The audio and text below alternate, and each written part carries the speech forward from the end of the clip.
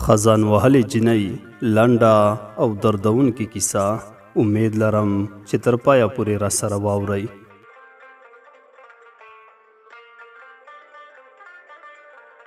زه نه پوهېږم چې دې جنۍ څه ناروغي درلوده، خو هغه جنۍ بیخي بدله شوې وه، لکه ګلاب چې د خزان وچو بادونو وهلی وي.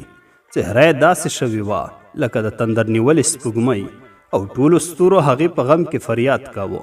ترې ومې پوښتل چې ولې د ښایست په نړۍ توپان راغلی. په طبیعي سرو وچو شونډې ترخه مسکا راغله او راته ویې ویل تا کله هم خزان کې شنه او تازه پاڼه لیدلې؟ له لنډ سوچ وروسته مې ورته وویل نه، په بهر کې مې نه ده لیدلې، خو هغه چې ډېره پاملرنه ورته د ګلانو مینوالو لخوا کیږي او خپلو خونو یعنې اتاقونو ته یې وړي تر څو یې د خزان ترخه بادونه وچ نه کړي. خو ډېرې ښه ښایسته ګلان پرېږدي او د خزان د ظالمو بادونو منګلو ته یې سپاري. هغې بیا خپلې شونډې په حرکت راوستې او راته یې وویل زه هم هغه ګل یم کوم چې په ځمکه کې زنداني دی، هیڅ هم نشي کولی او دا زندان خزان ما وچوي. لګیا دی په پاڼورو غټو سترګو کې اوښکې وځلېدې.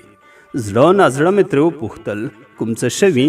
څه یې ونه ویل ځکه په سترګو کې د درد څپه راغلې وه او یوې ډېرې ژورې څپې سره یې اوښکې تم نه شوې او دې څپې د دې پر مخ د غمجن شعر د کرښو په شان لارې جوړې کړې. اوښکې پاکې کړې او ما ته یې ویل د ځوانۍ 18 پسرلی مې و، له هر څه بې پروا وم، صرف ځان راته ښکارېده دا چې د حسن پیرزو د رب له طرفه په ما ډېره وه. ما د شکر پر ځای د غرور په سمندر ځان لاهو کړ، د هیڅ چا پروا مې نه کوله. هغه وخت مې ویل زه خو زه یم. د مکتب دوره مې خلاصه کړه او شروع مې وکړه پوهنتون کې د طب برخې ته. د پوهنتون لومړۍ ورځ مې وه ټول لګیا وو د یو بل سره یې ځانونه اشنا کول. 2 ځلې دروازه وټکوله، د ټولو توجه یې ځان ته جلب کړه. مخ مې چې ورواړو د حسن شهزاده مې تر سترګو شو. د دې زمانې یوسف ننداره مې کوله لګیا وم، د هغې په لیدو کې غرقه شوم. هغه ټول صنف له سترګو تیر کړ، بیا یې خپل ستونه حساب کړ او ډېر په ادب سره یې ویل زه ستاسو نوی ټولګیوال یم، نوم مې ایحان دی، انشاءالله چې ښه وختونه سره تیر کړو.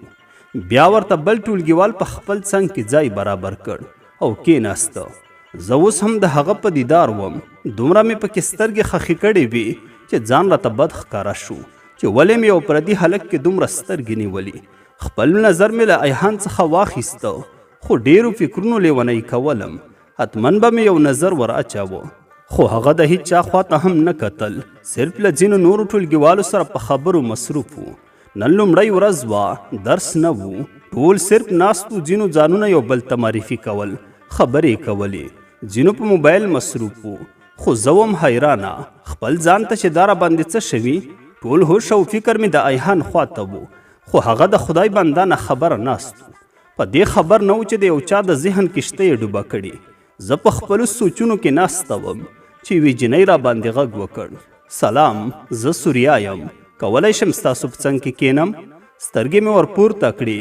جنۍ دنګه ونه، سپین مخ، که ووایم ډېره ښایسته وه. ما ورته وویل سلام، راشه کښېنه، ولې نه؟ سوریا راته وویل مننه، ستا نوم منیشه ده که نه؟ ما ورته وویل هیله کوم، هو همدا دی. سوریا ډېره خوږه جنۍ وه، ډېرې خبرې مو وکړې. هغه د کابل ولایت وه، زما ورسره ډېره جوړه شوه. که څه هم زما په اسانۍ له چا سره نه لګي، خو دا ډېره خوږه جنۍ وه. خلاصه نن ورځ تېره شوه، کور ته راغلم خو ټوله ورځ مې په سوچونو او فکرونو تېره کړه. سبا ورځ له خوب نه مې مورجانې پاڅولم، ډېر په شوق له خوب زر پاڅېدم ځکه نن به مې ایحان لیده. ځان مې تیار کړ، لږ آرایش مې هم وکړ او روانه شوم د پوهنتون په لور. د علي آباد له شفاخانې څخه تېرېدم چې کوم چا په تیزۍ سره له لاس نه کش کړم. ډېره ورخطا شوم، خو چې ومې لیدل سوریا وه. په خندا یې راته وویل ډېره دې د قیافه واوړېده، څومره ویرندوکې یې. ما ورته ویل سوریا مېرمنې هر څه. خبره مې لا پوره نه وه چې سترګې مې بیا د دې زمانې په یوسف ولګېدې. ژبې مې کار پرېښوده، یو رقم لړزه را باندې راغله، پښې او لاسونه مې لړزېدل.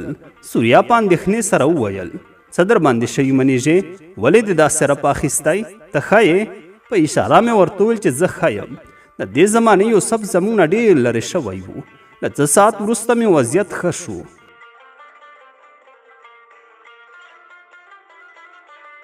زه او سوریا دواړه روانې شو پوهنتون ته ورسېدو او خپل ټولګي ته لاړو. لږ راغلي و د دې زمانې یوسف هم ناست و، خو ما نه ورکتل. ویرېدم چې بیا مې حالت خراب نشي. خپل ځای کې کېناستو. د لومړي ساعت استاد راغی او درس شروع شو، خو زړه او فکر مې ټول د ایحان خواته و. پرله پسې ساعتونه خلاص شو. اخري ساعت و چې ایحان زموږ د میز خواته راغی او سوریا ته یې وویل سلام اغلی، کولی شي د نن ورځې نوټ دې راکړې؟ ما سم نه دی نیولی، که تاسو یې راکړئ ډېر به منندو یم. د سوریا نه مخکې زه شوم، ورته مې ویل دا دی ما سره شته درکوم یې. ایحان وویل مننه، تاسو یې راوښیئ. کتابچه مې د هغې په لاس کې ورکړه. له مننې وروسته روان شو، رخصت شو او د کور په لور روان شو. خلاصه وختونه تیریدل. ایحان به کله کله زموږ د میز خواته راته او نوټ به یې اخیسته. زه نه پوهېږم ولې، خو ما به بل چاته اجازه نه ورکوله چې نوټ ورکړي. همیشه مې خپله کتابچه ورکوله. تقریبا 2 میاشتې تیرې شوې. پوهنتون ته د راتګ د ایحان سره د پیژندلو ورو ورو زه هم دې نتیجې ته ورسېدم چې مینه شوی یم. په هغه خو کله کله به دا سوچ را سره و چې هغه خو به بله نه وي خوښه، خو بیا به مې په دې خبره ځان ته ډاډ ورکاوه چې ښکلی یم. د هغه ښکلې څېرې او شخصیت زما په زړه کې د هغه مینه لا غځوله. یو ورځ زموږ د میز خواته راغی او راته ویې ویل اغلې کولی شم چې له تاسو سره خبرې وکړم؟ البته یوازې هیله کوم. ما ورته وویل هو ولې نه. له ایحان سره یو ځای د پوهنتون د حویلۍ په خوا روانه شوم. زما زړه ویل چې ایحان به راته د مینې وړاندیز کوي او زه به هم ورته د زړه خبره کوم. لاړو، د ونې لاندې ودرېدو. هغه زما په شونډو بې اختیاره مسکا راته زما په فکر نن راته وایي چې منیژې مینه در سره لرم. هغه خپلې خبرې پیل کړې. ګوره بد فکر ونه کړې، زه څه وکړم؟ زړه مجبوره کړی یم. زه مخامخ نشم ویلی، شرم راځي، خو وایم یې. له مسکانه په ډکې خولې مې ورته وویل ووایه زه درته غوږ یم، شرم مه کوه، کولی شي په ډاډه زړه خبرې وکړي. ایحان راته وویل زه مین شوی یم، البته ته راسره مرسته وکړه. هغه ستا ملګری نه ده سوریا؟ هیله کوم زما خبره ورته وکړه. زه ورسره ډېره مینه لرم. زما د زړه پړي هغې پسې شکېدلي. هغې ته ووایه چې ایحان در سره مینه لري او دا لیک ورکړه. هیله کوم له تا پرته بل څوک راته دا کار نشي کولی. د دې خبرو په اورېدو سره مې مسکا له شونډو ووتله. همدا وخت چې ما خپلې خوشحالۍ د غمونو سمندر کې لاهو کړې. اوښکې مې تم نه شوی کړی. زما پر مخ یې لارې جوړې کړې. ایحان راته وویل ولې ژاړې؟ خفه یې؟ په ژړغوني غږ مې ورته وویل که زه اوس تا ته ووایم مینه در سره لرم، ته به راته څه ووایې؟ ایحان په حیرانتیا وویل مطلب؟ ما ورته وویل مینه در سره لرم. بغیر له دې چې د هغه حیرت نه ډک نظر ته وګورم، لاړم سیم کې کېناستم. له یو ساعت وروسته ایحان هم راغی او په غمجن نظر یې سوریا ته کتل چې له ورایه پکې غم او مینه ښکارېدل. په خپل ځای کېناسته. 3 ساعت استاد نه و راغلی. سوریا راته وویل هی منیژې، نن در سره یوه اړینه موضوع شریکوم، خو واده وکړه چاته به نه وایې. ښه او ژمنه به راسره کوي چې مرسته به هم راسره کوي. ما ورته ویل نه به یې وایم، ووایه او که زما له وسې پوره وو در سره مرسته هم کوم. سوریا راته وویل هغه هلک ګورې؟ ایحان ته اشاره وکړه. پرې مینه شوی یم. زړه مې نور چاودېدو ته نږدې وو. په ډکو سترګو مې ورته وویل هغه زما خوښ دی خو زما نه دی. سوریا راته وویل یعنی څه؟ ما ورته ویل مبارک شه، ښه بخت لري. دا اوس راته ایحان وویل چې هغه هم در سره مینه لري. ښه ژوند، خو په یاد ساته دا د دې زمانې یوسف له مینانو یوه زه هم یم. دا خبره مې وکړه او خپل بایک سره د ایحان خوا ته ورغلم او ورته مې ویل مبارک دې شه. د سوریا ځواب مثبت دی، ښه ژوند ولرئ. له دې خبرې سره مې 3 ساعت کې سیم پرېښوده او د پوهنتون حویلۍ ته لاړم. اوښکې مې پر مخ را روانې وې. هر چا به چې ولیدلم په مخ کې به یې سوالیه جوړېده. له هغې وروسته بیا پوهنتون ته نه لاړم.